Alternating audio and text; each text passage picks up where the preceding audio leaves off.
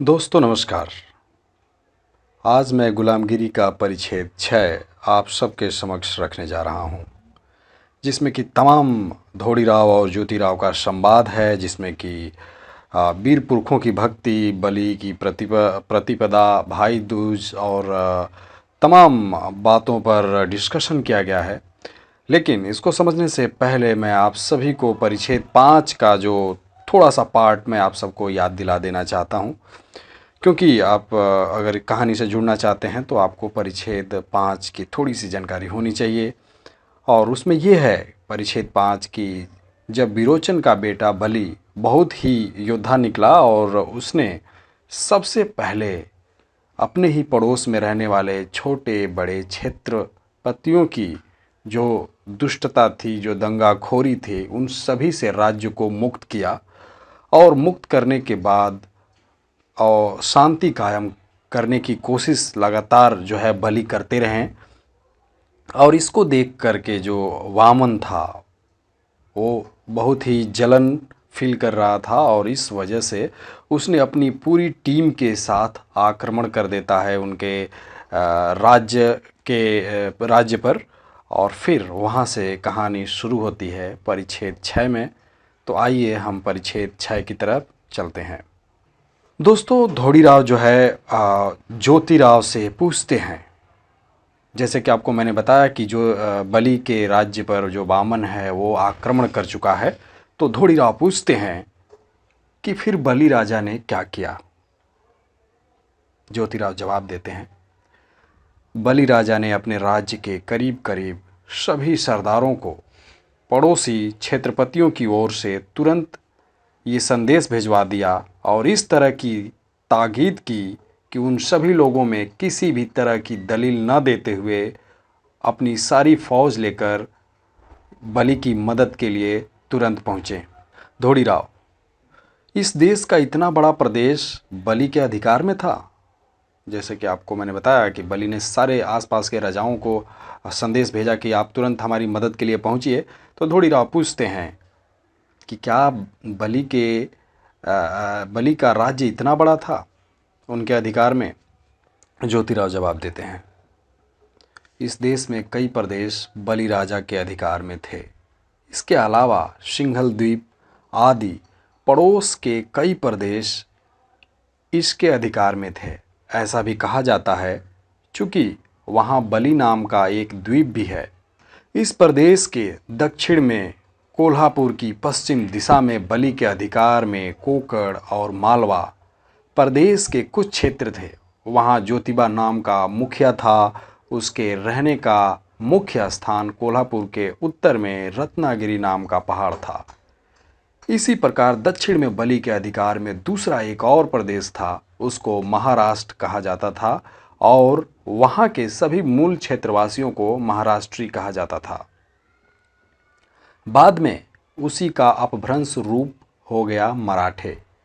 यह महाराष्ट्र प्रदेश बहुत बड़ा होने से बलि राजा ने उस प्रदेश को 9 क्षेत्रों में बांट दिया था। इसी के कारण उस हर एक क्षेत्र के मुखिया का नाम खंडोबा पड़ गया था। इस तरह का उल्लेख मिलता है। हर खंड के मुखिया को योग्यता के अनुसार उनके हाथ के नीचे कहीं एक तो कहीं 2 प्रधान रहते थे। उसी प्रकार हर एक खंडोबा के हाथ के नीचे कुछ मल्ल यानी पहलवान होते थे, इसलिए उसको मल्लुखान कहते हैं। उन नौ में जेजोरी का खंडोबा एक था। यह खंडोबा नाम का मुखिया अपने पास पड़ोस के क्षेत्रपतियों के अधिकार में रहने वाले मल्लों को ठीक करके उन्हें अपने वर्चस्व में रखता था, इसलिए उसका यह दूसरा नाम मल्हरी पड़ गया था। मल्हारी इसी का अपभ्रंश है। उसकी यह विशेषता थी कि वह धर्म के अनुसार ही लड़ता था। उसने कभी भी पीठ दिखाकर भागने वाले किसी भी शत्रु पर वार नहीं किया, इसीलिए उसका नाम मारतोड़ पड़ गया था, जिसका अपभ्रंश मार्तंड हो गया। उसी प्रकार वह दीन लोगों का दाता था और उसको गाने का बड़ा शौक था। उसके द्वारा स्थापित या उसके नाम पर प्रसिद्ध मल्हार राग है। यह राग इतना अच्छा है कि उसी के सहारे से तानसेन नाम का मुस्लिमों में जो प्रसिद्ध गायक हुआ, उसने भी एक दूसरा मल्हार राग बनाया। इसके अलावा बलिराजा ने महाराष्ट्र में महाशुबा और 9 खंडों के न्यायी के रूप में 2 मुखिया वसूली और न्याय करने के लिए भी नियुक्त किए थे। उनके हाथ के नीचे अन्य कई मजदूर थे। इस प्रकार का भी उल्लेख मिलता है। फिलहाल उस महासूबे का अपभ्रंश महाशोभा हुआ है। वह समय समय पर लोगों की खेती बाड़ी की जांच पड़ताल करता था और उसी के आधार पर छूट सहूलियत देकर सभी को खुश रखता था। इसीलिए मराठों में एक भी किसान ऐसा नहीं मिलेगा जो अपनी खेती बाड़ी के समय किसी भी पत्थर को महासूबे के नाम पर सिंदूर की लीपापोती करे, उसको धूप जलाकर उसका नाम लिए बगैर खेत बोए। वे तो उसका नाम लिए बगैर खेत को हसिया भी नहीं लगा सकते। उसके नाम का स्मरण किए बगैर खलिहान में रखे अनाज के ढेर को तौल भी नहीं सकते। उस बलिराजा ब्राह्मण सूबे यानी प्रदेश बना करके किसानों से वसूली करने का तरीका यवन लोगों ने अपनाया होगा, इस प्रकार का तर्क दिया जा सकता है। क्योंकि उस समय यवन लोग ही नहीं बल्कि मिस्र से कई विद्वान यहाँ आकर ज्ञान पढ़कर जाते थे और उस तरह के भी प्रमाण मिलते हैं। तीसरी बात यह है कि अयोध्या के पड़ोस में काशी क्षेत्र के इर्द गिर्द कुछ क्षेत्र बलिराजा के अधिकार में थे। उस प्रदेश को 10वां खंड कहा जाता था। वहाँ के मुखिया कुछ दिन पहले काशी शहर का कोतवाल था, इसके भी प्रमाण मिलते हैं। वह गायन कला में इतना कुशल था कि उसने अपने नाम पर एक स्वतंत्र राग बनाया। उस भैरव राग को सुनकर तानसेन जैसे ख्याति प्राप्त महागायक भी नतमस्तक हुए। उसने अपनी ही कल्पना से डौर नाम के एक वाद्य यंत्र का भी निर्माण किया। इस डौर नाम के वाद्य यंत्र की रचना इतनी विलक्षणीय है कि उसके ताल सूर में मृदंग, तबला आदि वाद्य भी उसकी बराबरी नहीं कर सकते। लेकिन उसकी ओर ध्यान न देने से उसको जितनी प्रसिद्धि मिलनी चाहिए उतनी नहीं मिल सकी। उसके जो सेवक हैं उन्हें भैरवाड़ी कहते हैं, जिसका अपभ्रंश भराड़ी है। इसमें इस बात का पता चलता है कि बलिराजा का राज्य इस देश में आजपाल यानी राजा दशरथ के पिता जैसे कई क्षेत्रपतियों के राज्य से भी बड़ा था। इसीलिए सभी क्षेत्रपति उसी की नीति का अनुसरण करते थे। इतना ही नहीं, उनमें से 7 क्षेत्रपति बलिराजा को लगान देकर उसी के आश्रय में रहते थे। इसीलिए उसका नाम 7 आश्रित पड़ गया था। इस प्रकार का भी प्रमाण मिलता है। इस प्रकार का उल्लेख मिलता है। तात्पर्य उक्त सभी कारणों से बलि का राज्य विशाल था और बहुत ही बलशाली था।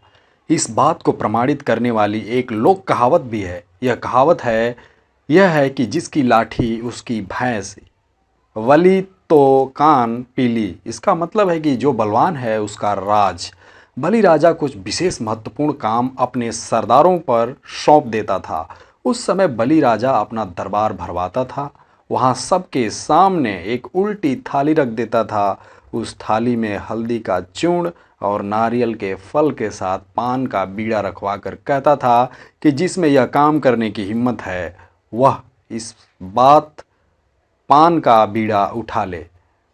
बलि राजा के इस तरह के कहने पर जिसमें इस तरह के काम करने की हिम्मत होती थी वह वही हर हर महावीर की कसम खाकर हल्दी का तिलक माथे पर लगाकर नारियल और पान के बीड़े को हाथ में उठाकर अपने माथे पर रखकर बाद में अपने दुपट्टे में बांध लेता था।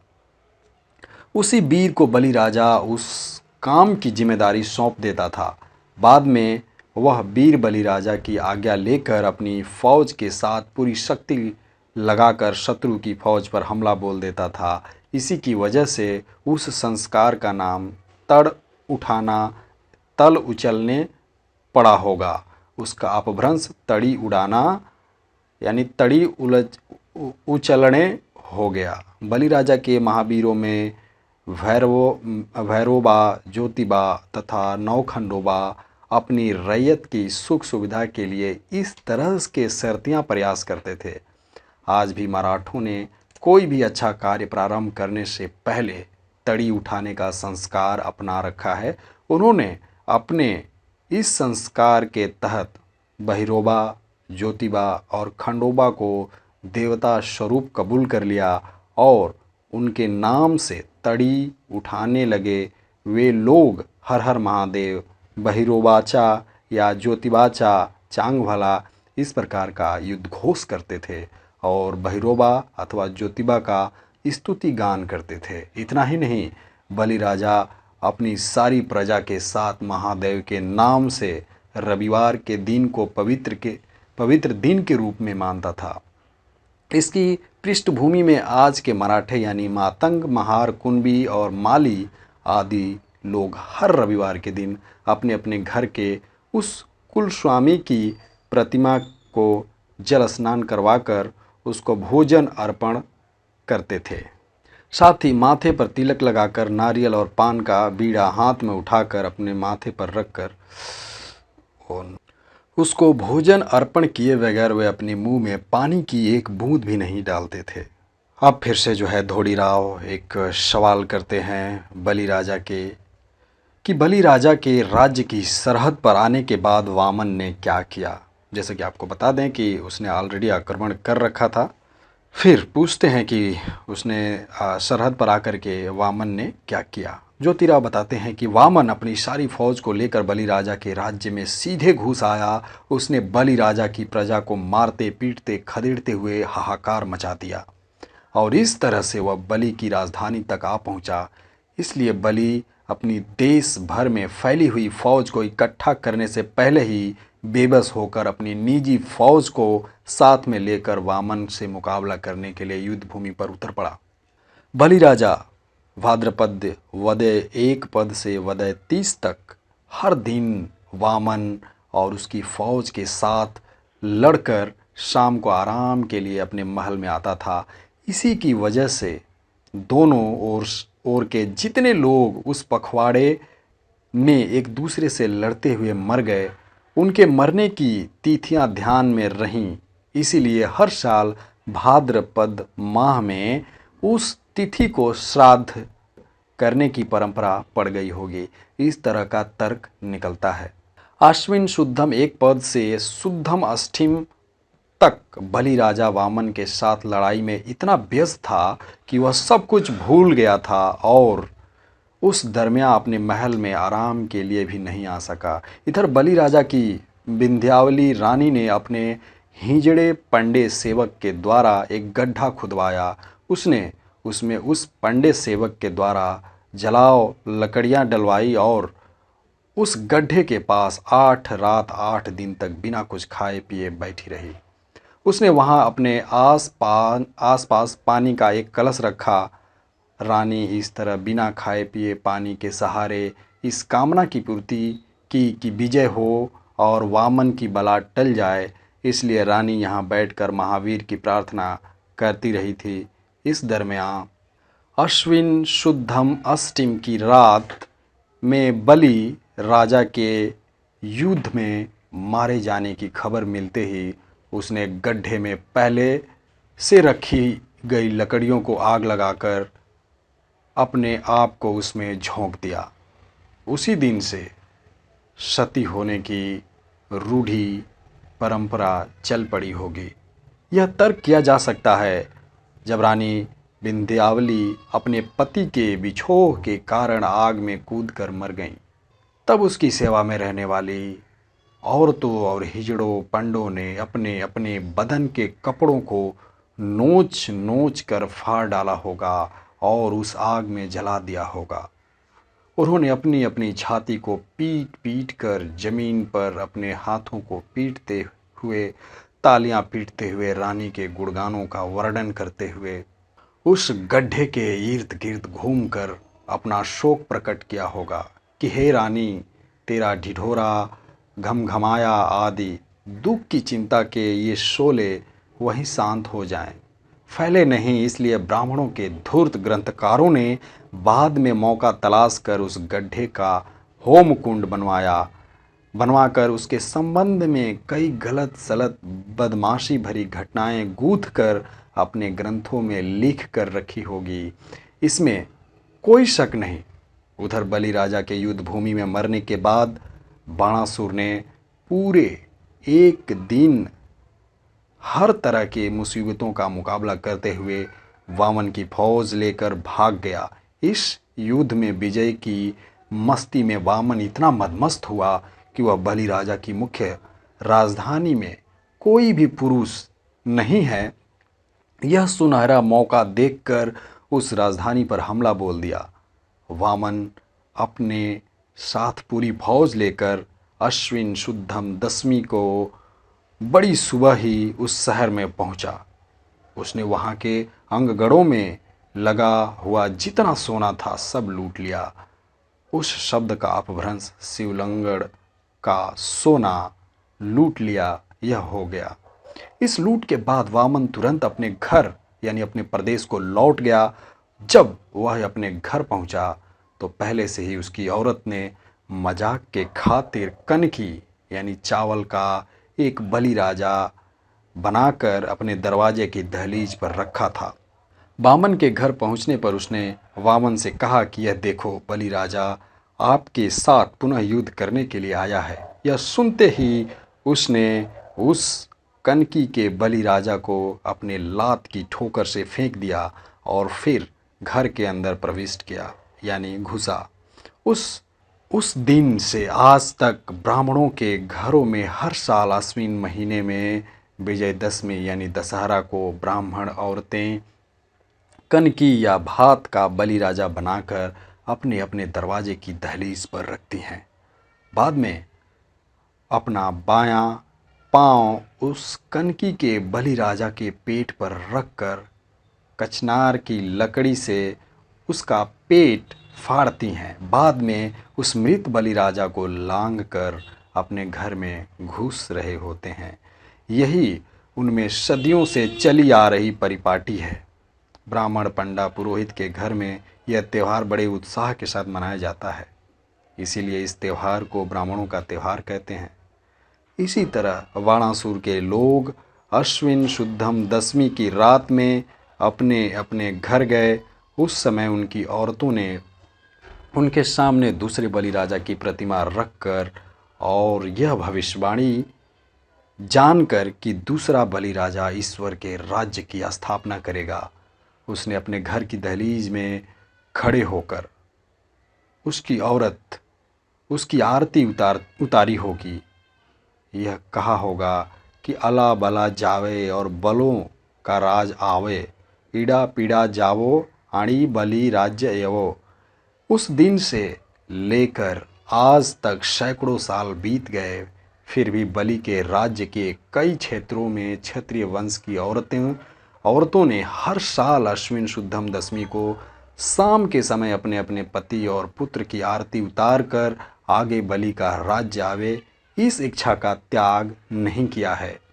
इसमें पता चलता है कि आगे आने वाली बलि राजा कितना अच्छा होगा। धन्य है वह बलि राजा और धन्य है वह राजनिष्ठा। लेकिन आज के तथाकथित मांगलिक हिंदू लोग अंग्रेज शासकों की मेहरबानी पाने के लिए उनको अंग्रेजी सत्ता में बड़े बड़े पद और प्रतिष्ठा के स्थान मिले, इसीलिए ये लोग रानी के जन्म पर आम सभाओं में लंबे लंबे भाषण देते हैं, लेकिन समाचार पत्रों में या आपसी बातचीत में उनके खिलाफ अपना रोष व्यक्त करने का दिखावा करते हैं। धोड़ीराव फिर से एक प्रश्न करते हैं कि उस समय बलि राजा द्वारा बुलाए गए सरदारों का क्या हुआ, उसकी मदद के लिए आए या नहीं, ये धोड़ीराव पूछते हैं।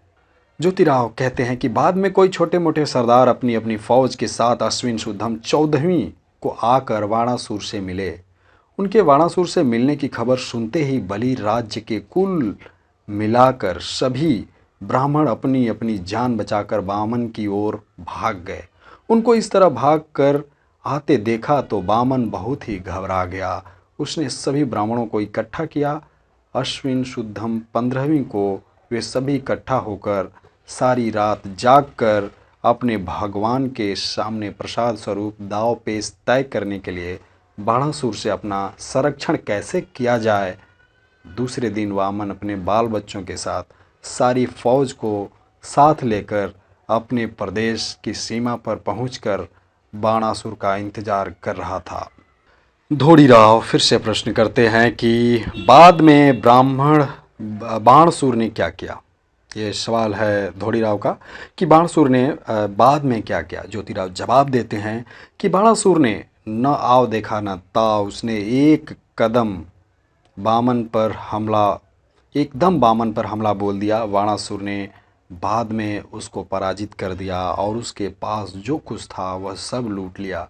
फिर उसने वामन को उसके सभी लोगों के साथ अपनी भूमि से खदेड़ कर हिमालय की पहाड़ी पर भगा दिया। फिर उसने उस वामन को दाने दाने के लिए इतना मोहताज कर दिया कि उसके कई लोग केवल भूख से मरने लगे। अंत में उस चिंता में वहीं पर वामन अवतार का सर्वनाश हुआ, मतलब वामन भी मर गया।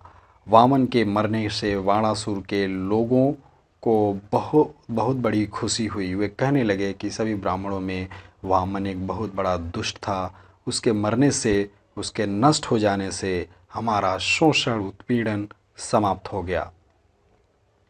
उसी समय से ब्राह्मणों को उपाध्याय कहने की परिपाटी चली आ रही होगी, इस तरह का तर्क निकाला जा सकता है।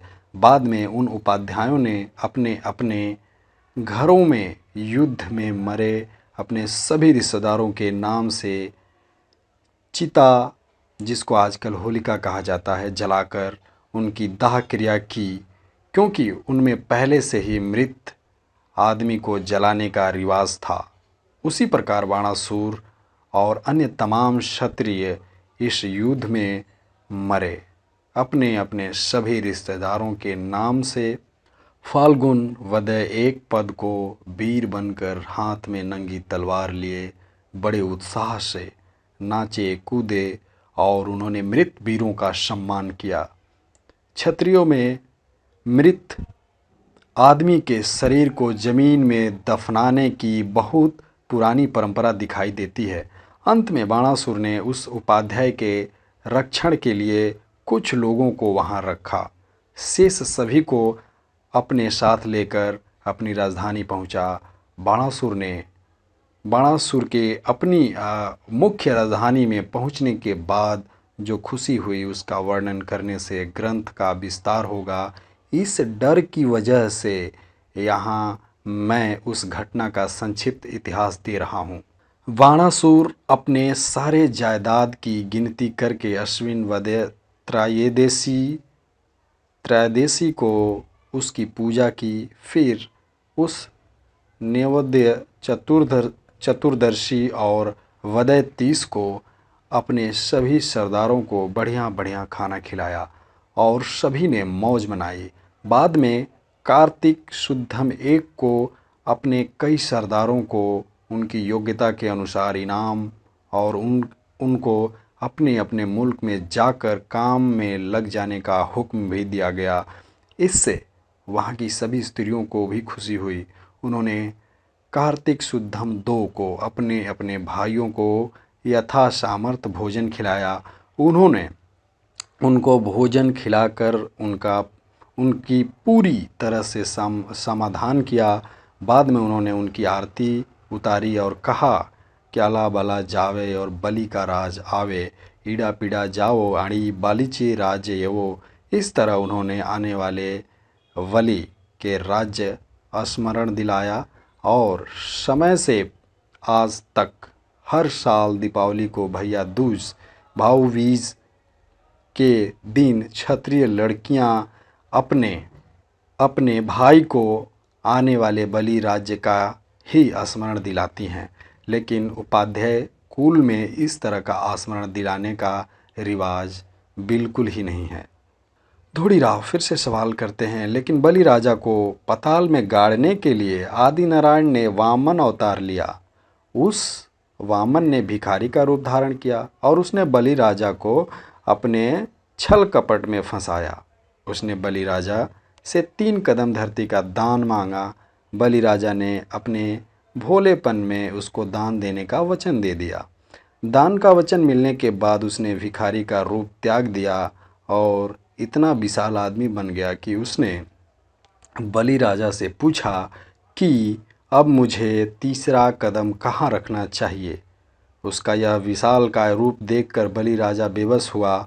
उसने उस बामन को यह जवाब दिया कि तुम अपना तीसरा पाँव मेरे सिर पर रख दो। बलि राजा का यह कहना सुनते ही उस गली गजेड़े ने अपना तीसरा पाँव बलि राजा के सिर पर रख दिया और उसने बलि राजा को पाताल में दफना कर अपना इरादा पूरा कर लिया। इस तरह की बात ब्राह्मण उपाध्यायों ने भागवत आदि पुराणों में लिख रखी है, लेकिन आपने जिस हकीकत का वर्णन किया उससे यह पुराण कथा झूठ साबित होती है।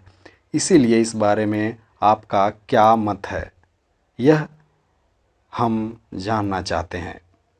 इस पर ज्योतिराव जवाब देते हैं कि इससे अब तुम ही सोचो कि जब उस गली गजेड़े ने अपने 2 कदम से सारी धरती और आकाश को घेर लिया था, तब उसके पहले ही कदम के नीचे कई गांव के लोग दब गए होंगे और उन्होंने अपने निर्दोष जानें गंवाई होंगी कि नहीं, बताओ।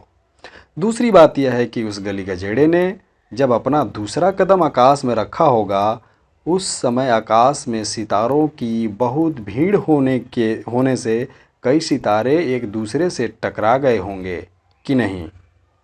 तीसरी बात यह कि उस गली गजेड़े ने अपने पाँव अपने दूसरे कदम से यदि सारे आकाश को हड़प लिया होगा, तब उससे कमर के ऊपर के शरीर का हिस्सा कहाँ रहा होगा।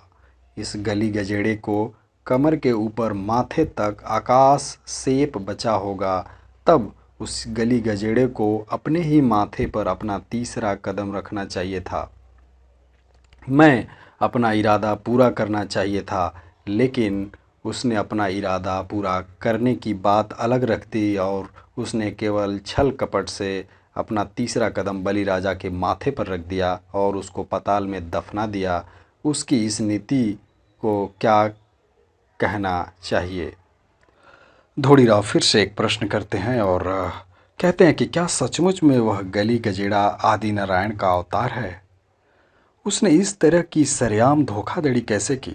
जो लोग ऐसे धूर्त दुष्ट आदमी को आदि नारायण मानते हैं, उस इतिहासकारों की छीछी करते हुए हम उनका निषेध करते हैं, क्योंकि उन्हीं के लेखों से वामन छली धोखेबाज विनाशकारी और हरामखोर साबित होता है।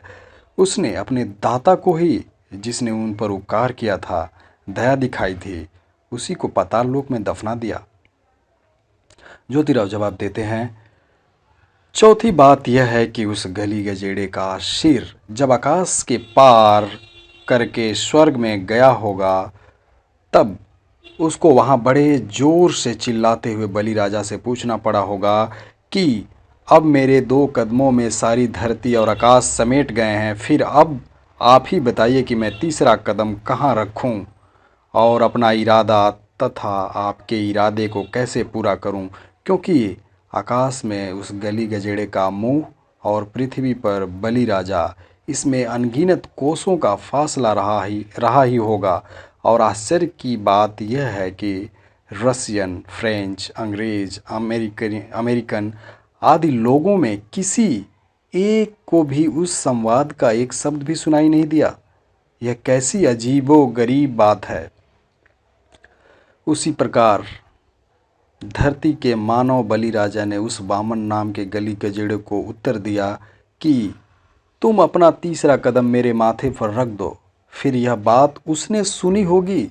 यह भी बड़े आश्चर्य की बात है, क्योंकि बलि राजा उसके जैसा बेढंगा आदमी बना नहीं था। पांचवी बात यह है कि उस गली गजेड़े के बोझ से धरती की कुछ भी हानि नहीं हुई। यह कैसा आश्चर्य है। धोड़ीराव फिर से प्रश्न करते हैं कि यदि धरती की हानि हुई होती तब हम यह दिन कहाँ से देखते। उस गली गजेड़े ने क्या क्या खाकर अपनी जान बचाई होगी। फिर जब वह गली गजेड़े मरा होगा तब उसको, उस विशाल लाश को शमशान में ले जाने के लिए कंधा देने वाले 4 लोग कहाँ से मिले होंगे। वह उसी जगह मर गया होगा यह कहा जाए तब उसको जलाने के लिए पर्याप्त लकड़ियाँ कहाँ से मिली होंगी। यदि उस तरह की विशालकाय लाश को जलाने के लिए पर्याप्त लकड़ियाँ नहीं मिली होगी तो क्या यह कहा जाए कि तब उसको वहीं के कुत्ते शियार ने नोच नोच कर खा लिया होगा और उसका हलवा पस्त किया होगा कि नहीं।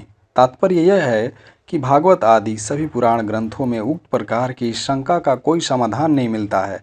इस प्रकार इसका मतलब यह स्पष्ट होता है कि उपाध्यायों ने बाद में समय देखकर सभी पुराण कथाओं के इस तरह के ग्रंथों की रचना की होगी। यही सिद्धम होता है। ज्योतिराव इस पर कहते हैं कि तात, आप इस भागवत पुराण को एक बार पढ़ लें, फिर आपको ही उस भागवत पुराण से ज़्यादा इस नीति आपकी नीति अच्छी लगेगी। और यहीं पर जो है गुलामगिरी का छठा पार्ट जो है वो समाप्त होता है। तो आप सभी सुनते रहिए, जुड़ते रहिए, लाइक शेयर और सब्सक्राइब करते रहिए और बेल आइकन को प्रेस कर लीजिए ताकि जब भी मैं वीडियो अपलोड करूं आप तक पहुंच जाए। तो शुक्रिया। 7वां पार्ट फिर से लेकर के आऊँगा। देखते रहिए न्यूज़ स्पैन को। Thank you very much.